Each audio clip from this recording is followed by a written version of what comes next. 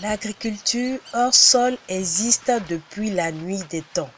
Un des exemples parmi les plus illustres et les plus anciens sont les jardins suspendus de Babylone.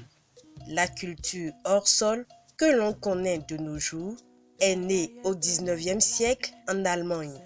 En quoi consiste-t-elle et quelles sont ses caractéristiques? Dans l'agriculture hors sol, on ne parle plus de terre, on parle de substrat. Le substrat peut être organique ou il peut être chimique. Vous voyez, c'est les fibres de coco et c'est le meilleur substrat au monde entier. Hein? Les fibres de coco, c'est le meilleur substrat au monde entier, 100% bio, neutre et inerte.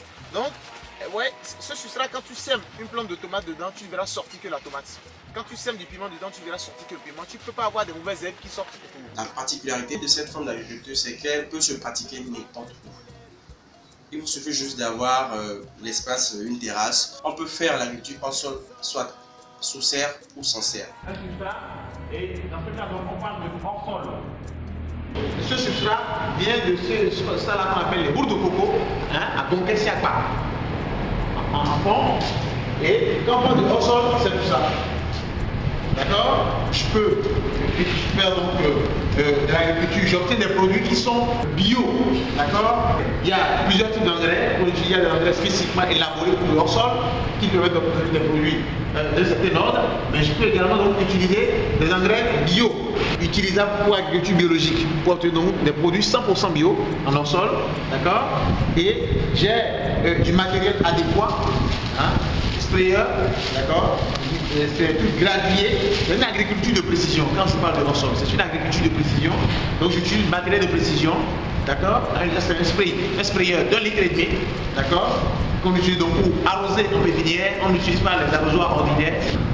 Et pour la plantation, les sachets là, donc quand je suis ici, j'ai un système goutte à goutte d'arrosage automatique avec ces choses-là qu'on appelle les goûteurs. C'est un goûteur de 4 litres par heure. Donc ça peut sortir 4 litres d'eau par heure pour une plante. Donc c'est à moi d'ouvrir mon robinet, de régler tout ça pour savoir quelle quantité je donne. Donc je peux l'utiliser pour arroser des sachets comme ça de culture. Et je peux mettre tout type de semences que je veux, maraîcher.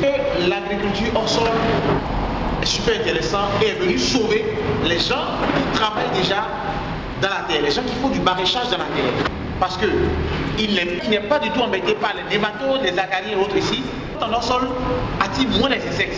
Du coup, on utilise très peu de produits phytosanitaires et pratiquement pas du tout. En hors sol, j'ai un rendement qui est de 3 à 4 fois le rendement de la terre. Au bas mot. D'autres vous diront même 7 fois à 11 fois le rendement de la terre. De façon pratique, quand vous prenez une seule plante de tomate, vous récoltez entre 3 à 6 kilos sur une seule plante de tomate. Ce nouveau concept entend battre tous les records en matière de qualité et de quantité. Pratiquer cette forme d'agriculture nécessite une bonne préparation. Ici, l'investissement doit tourner autour de 5 à 6 millions. La rentabilité par saison, tu peux te retrouver banalement à 2 millions par saison. En 3 saisons, tu vas avancer ce que tu as investi. Ça, il n'y a pas de risque, il n'y a pas, bon, si effectivement il y a telle chose, je vais me retrouver, il y a tel montant. Non, non, non.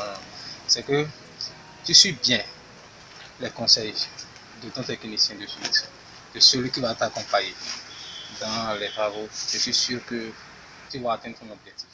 Je suis biologiste, j'ai fait la formation à l'université. J'ai fait le laboratoire d'analyse biomédicale. Donc, un métier aussi passionnant parce qu'on rentre dans le secret des gens pour essayer de déceler les maladies. J'ai fait pendant un certain nombre d'années, j'ai exercé. Mais il faut dire que tout ce qui est agriculture, tout ce qui est jardinage, ça m'intéressait. Donc quand j'ai vu le message passer, je dis bon ça là, je ne suis plus au village, je suis en ville et je vois quelque chose qui s'adapte vraiment à la ville. Il faut s'approcher pour en savoir un peu plus. Et c'est comme ça que j'ai suivi la formation. Et quand j'ai suivi la formation, je me suis dit bon, il faut passer de la théorie à la pratique. Il faut passer à l'action en même temps. Donc, j'ai pris le kit et j'ai commencé. Voilà. Lentement mais sûrement, la culture hors sol se répand sur le territoire national. Plus qu'une solution contre la raréfaction des terres cultivables, elle reste la forme de culture la mieux adaptée pour les zones urbaines. Alliant qualité et quantité, l'agriculture hors sol se pratique avec peu d'espace pour une dense productivité.